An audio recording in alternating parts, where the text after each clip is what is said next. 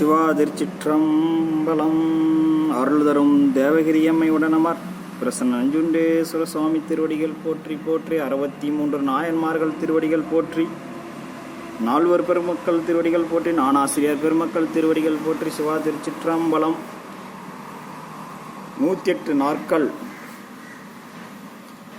தொடர் ஆன்மீக சொற்பொழிவாக திருமந்திரம் உணர்த்திய சிவநெய் என்ற தலைப்பில் ஒரு பயிற்சி வகுப்பை நம்ம அன்பர்களை சந்தித்து அடியனுக்கு தெரிஞ்சதை பேசிக்கிட்டு வரேன். திருமந்திரங்கிறது ஒரு பெரிய கடல். பல நாணய ஆசிரியர்கள் அதில் போய் ஆய்வு செஞ்சு அவங்க சில ஆயிரக்கணக்கான நூற்களை 3000 பாடல்களுக்கு விளக்கம் சொல்லியிருக்கிறாங்க. இதிலேருந்து நாம் இது எல்லாமே நாம் இறைவனை அடைவதற்கான உண்டான வழிமுறைகள் எல்லாம் எளிமையான முறையில் இருக்குது. அது அவங்க நானாசிரியர்கள் ஒரு இலக்கண அறிவு உள்ளவங்க புரிஞ்சுக்கிற மாதிரி பாமர மக்கள் இந்த திருமந்திரத்தில் புரிஞ்சிக்கணும். அதில் இருந்து நாம் அவங்க நானாசிரியர்கள்லாம் நல்லா தெளிவாலாம் விளக்கம்லாம் தெளிவாக நானாசிரியர்கள் சொல்லிட்டாங்க. பொதுமக்களும் பாமர மக்களும் நம்ம தெரியாத கல்வி அறிவில்லாத சிவ அன்பர்களுக்கு எளிமையான முறையில் நம்ம அதை கொண்டுட்டு போகணும். அதை நம்ம எடுத்து நம்ம மூலம் சொல்லணும். அது அப்படிங்கிற ஒரு எண்ணத்தில் உங்கள்கிட்ட பேசணுங்கிற ஆசையில் சாமியோட திருவருளில் பேசிகிட்டு இருக்கிறோம். அடியன் ஒரு 5 நாட்களாக இப்படி நம்ம அடிப்படையில் இப்படி நம்ம கொஞ்சம் பயிற்சிகள்லாம் இருக்கணும் அப்படின்ட்டு அடுத்தது இன்றிலிருந்து நாம் திருமந்திரம் 3000 பதிகத்திலிருந்து முதல் பாடலாக 1 அவன்தானே 2 அவன் இன்னருள் நின்றான் 3னுள் 4ஆக உணர்ந்தான் 5 வென்றான் 6ஆக விரிந்தான் 7 உம்பரச் சென்றான் தான் இருந்தான் உணர்ந்து 8 அப்படிங்கிற அந்த முதல் பதிகம். இதில் சில பிழைகள்லாம் நான் பாடும்போது வரும். இந்த பதிகத்தை மனப்பாடம் பண்ணுறதுக்கே 2 நாள் ஆச்சுப்பா. ஏதோ திருமந்திரத்திலேருந்து நம்ம சான்றர்களுக்கு ஏதோ சொல்லணும் அப்படிங்கிற அந்த சிவபெருமான் திருவள்ளுவர் கருணையினால் அடியனுக்கு வேறு வழி இல்லை. நானும் 20 வருஷமாக கோயிலுக்கு வரேன். தினம் ஒவ்வொரு வாரத்துக்கு ஒரு பதிகம் மனப்பாடம் பண்ணிருந்தா கூட இன்றைக்கி ஒரு 500 பதிகமாவது மனசில் நின்று இருக்கணும். அது மண்டையிலே ஏறலைங்க. இந்த மண்டையில் ஊருக்கு அது இருக்குது. 20 வருஷமாக அதான் அவங்க அப்படி இவங்க இப்படி அவங்க குடும்ப சூழ்நிலை அவங்க அன்பர்களுடைய ஏற்றத்தாழ்வுகள் எல்லாமே இங்கே இருக்குது. அவங்களுடைய கதை தான் இருக்குது தவிர என் மண்டையில் பதிகம் ஒன்று கூட மனப்பாடம் பண்ண முடியல. ஏதோ பண்ணிருந்தா பரவாயில்ல, நம்ம பதிகம் ஏறலை. கஷ்டப்பட்டு படித்தா தானே நம்ம இதை அடுத்தவங்களுடைய கதை இங்கே இருக்கிறத மனப்பாடமாக இருக்கிறத விட அவங்க வீட்டில் என்ன இன்றைக்கி சாப்பாடு, அவங்க வீட்டில் என்ன ஒரு பொருள் வாங்கியிருக்கிறாங்க அப்படிங்கிற சிந்தனை தான் நமக்கு அதிகமாக மனப்பாடமாக இருக்குது. அப்புறம் அதெல்லாம் இந்த திருமுறைகளை நம்ம ஒவ்வொன்றா மனப்பாடம் பண்ணி அது மனசில் இருந்தால் கூட அது ஒரு பொக்கிஷம் மாதிரி இருந்திருக்கும். இந்த கோயிலுக்கு வரும்போது கொஞ்சம் நான் இப்படி என் வாழ்க்கை நான் கெட்டு போச்சு. 20 வருஷமாக என் வாழ்க்கையை நான் இழந்துட்டேன். தினம் ஒரு பதிகம் பாடிருந்தா கூட இந்நேரம் நான் பெரிய சாமிகிட்ட ஒரு 10 பதிகமாவது பாடலாமல போய் துணிஞ்சு 4 பதிகம் தெரிஞ்சாதான் நம்மளையும் மதிப்பாங்க. இன்னைக்கெல்லாம் என்ன தெரியுமா, நான் சாமி இருந்தாலும் ஜனங்க சாமிக்கு ஒரு 4 பதிகமாவது பாடணும். இதெல்லாம் நமக்கு மற்றவங்க கதையை கேட்டால் நம்ம மணிக்கணக்கில் ஒருத்தரை பற்றி புறங்கூடுறத மனப்பாடமாக வச்சுருக்கிறோம். சொல் மாறாமல் சொல்கிறோம் பற்றி அதில் தான் நம்மளுடைய டேலண்டே இருக்குது. ஒருத்தரை பற்றி அவங்க என்ன சொன்னாங்க அதை அப்படியே போய் மணிக்கணக்கில் அப்படியே அக்கறையாக அவன் இவன் இப்படி உன்னை பற்றி சொன்னான், அவனுக்கு என்ன இது நாம் 2 பிட்டை போட்டு ஓட்டி அயிலுக்குள்ளே சண்டையை பண்ணுறதில் முதலாக இருக்கிறோம். அந்த வேலையெல்லாம் நான் செஞ்சுக்கிட்டு தான் இருந்தேன். ஏதோ திருந்தி நல்ல முறையாக இருக்கணும், இனிமேல்லாம் அது வேண்டாம், நாம் எதுக்கு வந்தோம், இனிமேல் 20 வருஷமாக ஒன்றுமே பண்ண முடியல, இனி எதிர்காலத்திலேயாவது நம்ம திருமுறைகளை படித்து ஒரு ஒரு 50 பதிகமாவது மனப்பாடம் உள்ளே இருக்கணும். 50 திருமந்திரத்துலேருந்து ஒரு 50 பாட்டு மனப்பாடம் இல்லாமல் இந்த மண்ணை விட்டு நான் அந்த உடம்பு மண்ணுக்கு போனால் ஒரு புரோசனம் இல்லை. அதனால் நம்ம திருவருள் நமக்கு கிடைக்கல, நமக்கு மனப்பாட சக்தி இருக்குது. இந்த மூளையில் நமக்கு திருமுறைகள் மட்டும்தான் மனப்பாடமாக இருக்கணும், வேறு எந்த செய்தியுமே இருக்கக்கூடாது. நம்ம வாழ்க்கைக்கு ஒரே வழி, எளிமையான வழி திருமுறையை தவிர வேறு எதுவுமே ஒன்றா காப்பாற்ற முடியாது. சும்மா இருக்கும்போதெல்லாம் திருமுறையை படிங்க. 4 எழுத்து என்ன பண்ண மனப்பாடம் ஏறல. நான் என்ன பண்ண 2 நாளாக என் அனுபவத்தை உங்கள்கிட்ட நான் சொல்கிறேன். திருமுறை எடுங்க. 1 அவன்தானே, 2 அவன் இன்னொருள், நின்றான் 3 நூல், 4 உணர்ந்தான், 5 வென்றான், 6 விரிந்தான், 7 உம்பரச் சென்றான், உணர்ந்தான், தான் இருந்தான், உணர்ந்து 8. அப்பையும் பார்த்தியா அந்த இடத்துல எனக்கு மண்டையில் ஏறல. இது நான் 2 நாளாக எழுதி பார்த்தேன். 1 அவன்தானே ஒரு எளிமையான பதிகம், அதே அடியை நல்லா மனப்பாடம் பண்ண முடியல. எனக்கு நம்ம கேவலமாக இருக்குது. நம்ம சைவத்தில் 20 வருஷமாக இருந்து என்னத்தை பண்ணணும்? எங்கே ஒரு இடத்துல திருவிழாவுக்கு போகிறோம், 4 அடியாருங்க சேர்ந்து சாமி பஞ்சபுராணம் பாடு, அதில் நீ இந்த ஒன்று பாடுன்னு சொல்லிவிட்டாங்களா, தலை குனிஞ்சு வர வேண்டிய சூழ்நிலை. இப்போ நம்ம சாமி நஞ்சுண்டேஸ்வரர் பேரை நம்ம அவர் நமக்கெல்லாம் குருநாதர் நஞ்சுண்டேஸ்வரர். நமக்கு இப்போ அடிப்படையில் அவர் குருநாதர் நமக்கு சொல்லி கொடுத்துட்டுருக்கிறார். நம்ம மாணாக்கள் பஞ்சபுராணம் தெரியல, பன்னீர் திருமுறையிலிருந்து பாட சொல்கிறாங்க பதிகம். அப்போ தினமும் அந்த ஒவ்வொரு பதிகத்தை, ஐயா நீங்கள் இந்த பதிகத்தை பாருங்கள். என் அனுபவத்தை நான் சொல்கிறேன். ஒரு முறை நான் ஒரு கோயிலுக்கு வெள்ளிவெளியாக இங்கே ஒரு கோயிலுக்கு போயிருக்கும்போது ஒரு நானாசிரியர் ஐயா பஞ்சபுராணம் பாடுங்க அப்படின்னாரு. அவங்கவுங்களுக்கு ஒரு பதிகத்தை பாட சொல்லும்போது, ஐயா நீங்கள் பாடுங்க ஐயா, எனக்கு ஒன்றும் தெரியாதுங்கய்யா அப்படிங்கும்போது என் மன சங்கட்டமாக இருக்குது. அது சாமி திருவருள் கொடுக்கல அப்படின்னு சொல்லிட்டு நம்ம கடந்து போகக்கூடாது. நமக்கு ஓரளவுக்கு கல்வி அறிவு இருக்குது இல்லை அதனால் நம்ம ஒவ்வொரு பதிகம் சராசரியாக ஒரு மனிதன் குறைஞ்சபட்சம் அடிப்படை பதிகங்களை ஒரு 100 பதிகமாவது மனப்பாடம் தெரிஞ்சாதான் இறைவன்ட்ட ஒரு கோயிலுக்கு பழமையான கோயிலுக்கு போகிறோம், பஞ்சபுராணம் பாடணும், பன்னீர் திருமுறைகளை நம்ம வரிசையாக படுத்தி பாடலாம். அந்த மனம் என்னன்னா அந்த பதிகங்களை பாடும் பொழுது நம்ம உள்ளம் எல்லாம் உடம்பு எல்லாம் தூய்மையாகுது. நம்ம இறை அந்த திருநாமத்தை நம்ம உச்சரித்து பாடும்போது அந்த திருநாமங்கள் நமக்குள்ளே எழுந்தருளுக்குது. அதனால் நீங்கள் இதெல்லாம் நீங்கள் செஞ்சுக்கிட்டு வாங்க. நான் இழந்தது நீங்கள் புது அன்பர்கள்லாம் நீங்கள் இந்த புதுசாக இப்போ இந்த வருஷத்தில் வந்திருக்கிற அன்பர்கள்லாம் நீங்கள் 20 வருஷம் நான் ஏமாந்துட்டேன். அதை நீங்கள் நீங்களும் ஏமாந்துடாதீங்க. காலங்கள் போயிடும். நான் இப்போ 20 வருஷத்தை இழந்து நிற்கிறேன்னா அதே மாதிரி நீங்களும் 20 வருஷத்தை அப்படியே சும்மா யாரும் சொல்லாமல் போயிட்டாங்க, நீங்களும் அப்படி தான் கடைசியாக என்ன மாதிரி குழம்பிட்டு இருப்பீங்க. அதனால் தினம் வாரத்துக்கு ஒரு பதிகத்தை மனப்பாடம் பண்ணுங்க. ஒரே ஒரு 4 வரி மனப்பாடம் பண்ணி நம்ம நஞ்சுண்டேஸ்வரர் கோயிலில் ஒப்பிங்க. நீங்களே அசாம் பாடுங்க, சத்தம் போடாது பாடுங்க. அப்போ அந்த சாமி பதிகம் எல்லாம் திருமந்திரத்தில் அடியன் சிவகுமார் ஐயா 18 வருஷமாக திருமந்திரம் சொன்னார். நைட்டு பகலாக நாங்கள் திருமந்திரத்தை கேட்டோம், நிற்கலை, எதுவுமே என்னால் சொல்ல முடியல. எல்லாம் கேட்கும்போது அந்த அனுபவம் கிடைக்குது, அப்புறம் மறந்து போயிடுது. அவர் சொல்லுவார், கடைசியாக ஒன்று சொன்னார். கடைசியாக அவர் பாமாலை அப்படின்னு ஒரு வார்த்தையோட முடிக்கிறார். திருமந்திரத்தோடைய கடைசி முடிக்கும்போது அவர் திருமந்திரத்தில் கடைசியாக ஒரு உரை சொற்பொழி ஆற்ற அந்த கடைசி 1 மணி நேரம் நாங்கள் கேட்டோம் அந்த விழா நிறைவில். அப்போ சாமிக்கு நீ என்னதான் நீ அபிஷேகம் இது எல்லாம் பண்ணினாலும் பாமாலை உன் வாயால் நீ இறைவனுக்கு பாடுறத தான் அவர் விரும்புகிறாரு. அதைத்தான் அவர் மாலையாக எடுத்து நம்ம அணிஞ்சிக்கிறாராம். சாமியே நீங்கள் பாடுற அந்த பதிகங்களை திருமுறைய பதிகங்களை அவர் மாலையாக எடுத்து அவர் அணிஞ்சிக்கிறாராம்.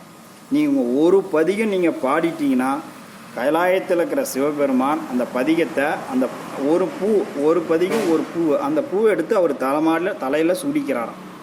நீங்கள் பாடுற ஏதோ நமக்கு தெரிஞ்சால் அப்படி இப்படின்னு உழப்பரிச்சுமா கூட அவர் எக்காரணத்தை கொண்டும் தமிழனா இந்த உலகம் முழுவதும், ஏன்னா உலகம் முழுவதும் நம்ம மக்கள் இருக்கிறாங்க, சைவ மக்கள் உலகம் முழுவதும் எந்த இடத்துல ஒரு மூலையில் ஏப்பா அந்த உலகம் போகிறான் எங்கே இருந்தாலும் சரி செல்ஃபோனை எடுத்து அலோ அப்படின்னா அங்கே அமெரிக்காவில் காது கேட்குது, அது மாதிரி சாமியும் வச்சிருக்கிறாரு. திருமுறையை பாடணும்னா சாமிக்கு கனெக்ஷன் போயிடுது துருவா. அப்போ திருமுறை அங்கே கனெக்ஷன் போயிடுதா, உடனே இன்னார் இந்த பதிகத்தை பாடினாருன்னு சொல்லி சாமி எடுத்து அந்த பூவை எடுத்து தலையில் வச்சுக்கிறாராம்.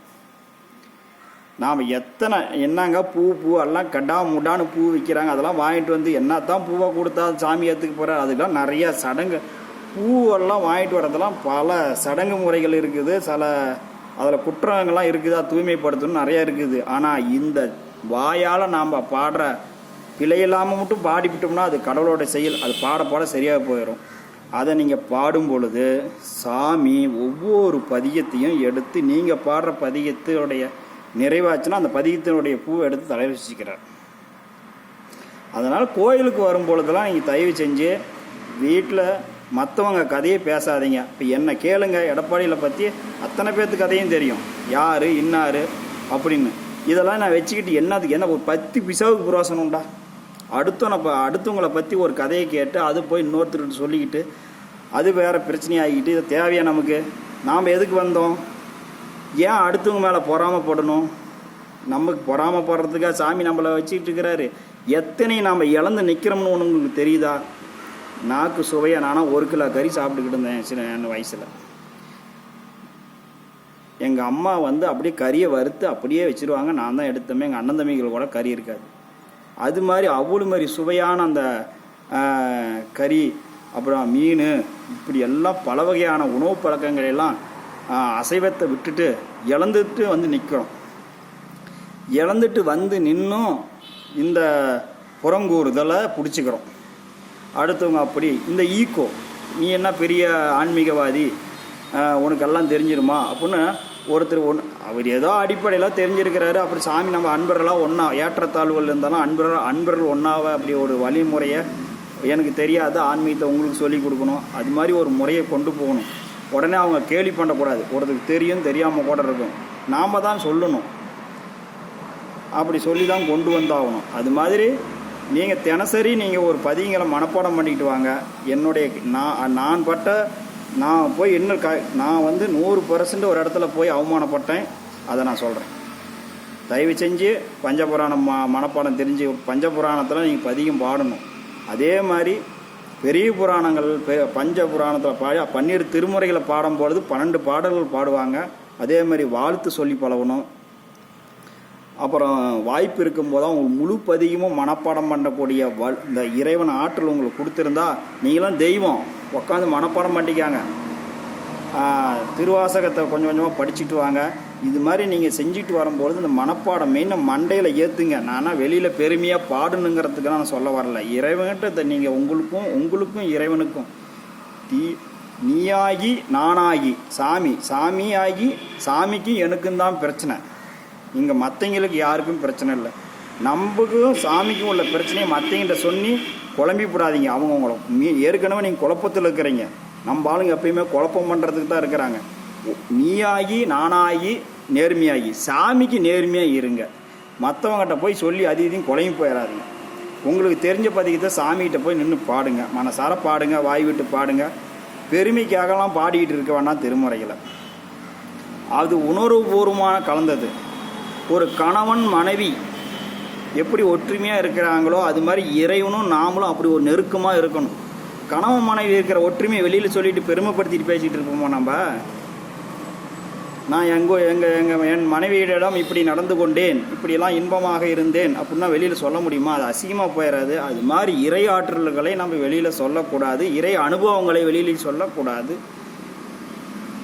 இறைவனோட நம்ம நீயாகி நானாகி நேர்மையாகி, நாம் இறைவனுக்கிட்ட நான் நேர்மையாக இருக்கிறேன், மற்றவங்க நேர்மையாக இருக்கணும் அப்படிங்கிறதெல்லாம் நீங்கள் வேண்டாம். நமக்கு எதுக்கு விளம்பரம், நமக்கு எதுக்கு அடையாளம்?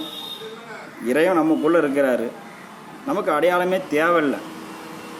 அதனால் கொஞ்சம் நீங்கள் தினசரி நீங்கள் இறைவனுடைய அன்பை சீக்கிரமாக பிடிக்கலாம். அந்த 12 திருமந்திரம் முழுமையாக 18 வருஷம் அந்த 3000 பதிகத்தை அவர் எல்லாம் விளக்க உரை சொல்லிட்டு வந்து வரும்போது கடைசியாக வந்து அவர் என்ன சொல்கிறார், சாமிக்கு பாமாலை திருமுறைகளை பாடணும் அப்படின்ட்டு திருமுறையை தான் இதனுடைய முழு வடிவமும். திருமுறையை பாடுவதனால் இறைவனை அடைவதற்கு ஈஸியான வழி, திருமுறையை பாடுங்க. அது பாமாலையாக எடுத்து அவர் தலையில் வச்சுக்கிறாரு, சடாமுடியில் வச்சுக்கிறாரு, அவர் அன்பில் வச்சுக்கிறாரு அப்படின்னு அவர் நிறைவு பண்ணுறார். அது மாதிரி நீங்கள் திருமுறைகளை பாடி வாருங்கள். ஒன்று அவன்தானே, இரண்டு அவன் இன்னொருள், நின்றான் மூன்று நூல்,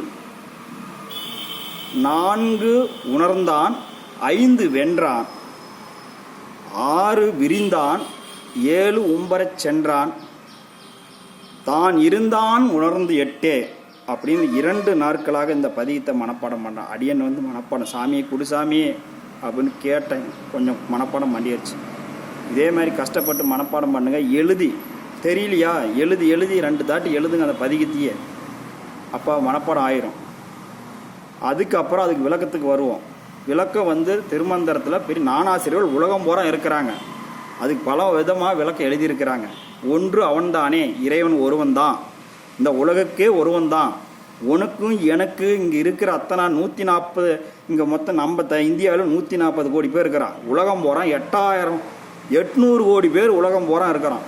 அது இல்லாமல் உயிரினங்கள், படைக்கப்பட்ட உயிரினங்கள், இந்த உலகத்தில் இருக்கிற ஜீவராஜிகள் அத்தனை உயிர்களிலும் இறைவன் ஒருவன் தான் இருக்கிறான். அது யாருன்னா சிவபெருமான் மட்டும்தான் இருக்கிறான்.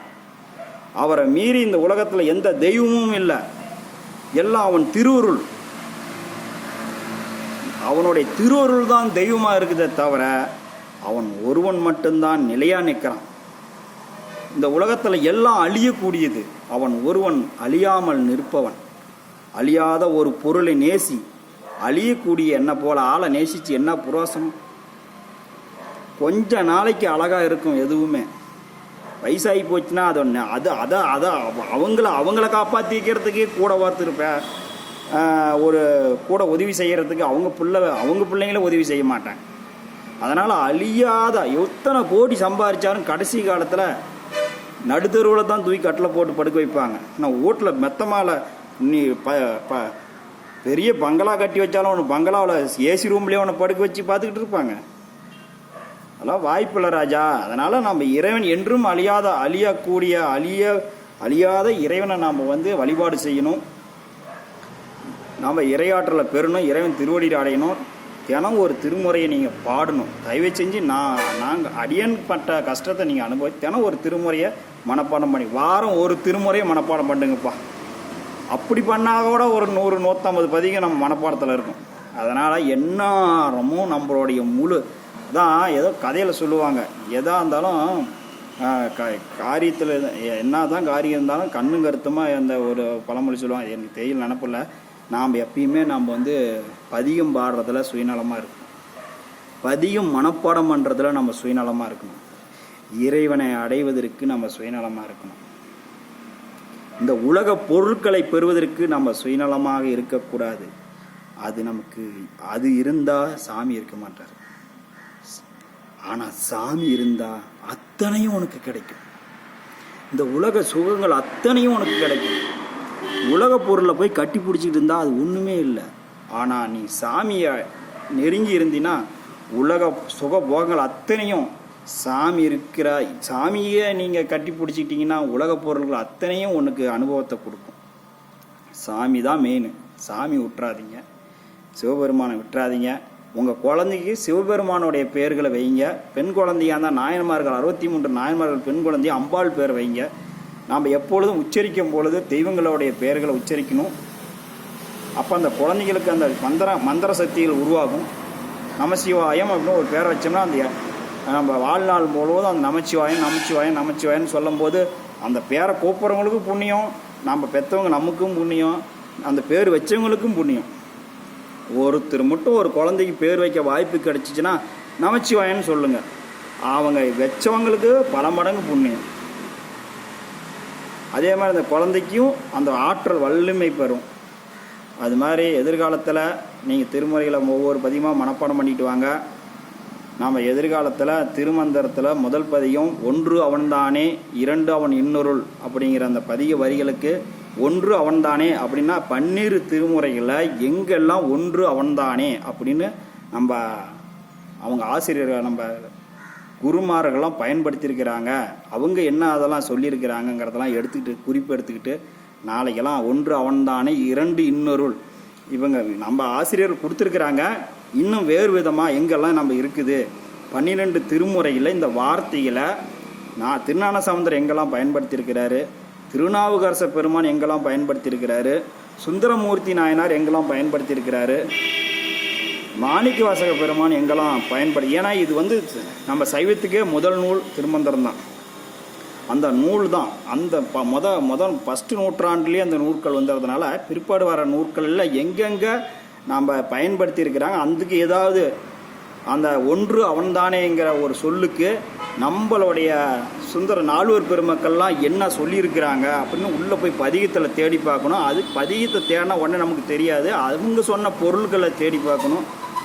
அதெல்லாம் கொஞ்சம் சேகரிச்சுக்கிட்டு ஒன்று அவன்தானே என்ற ஒரு பொருளுக்கு நாளைக்கு உங்களை சந்திக்கிறோம். மீண்டும் சிவா திருச்சிற்றம்பலம். நமச்சிவாயம். நீங்கள் பயப்படாதீங்க. இறைவன் திருவருளால் நீங்கள் எப்பொழுதும் மகிழ்ச்சியாக இருக்கணும். தயவு செஞ்சு மகிழ்ச்சியாக இருங்க, கவலைப்படாதீங்க. எதாக இருந்தாலும் சந்தேகம்னா அடியனுக்கு ஃபோன் பண்ணுங்கள். சிவா திருச்சிற்றம்பலம்.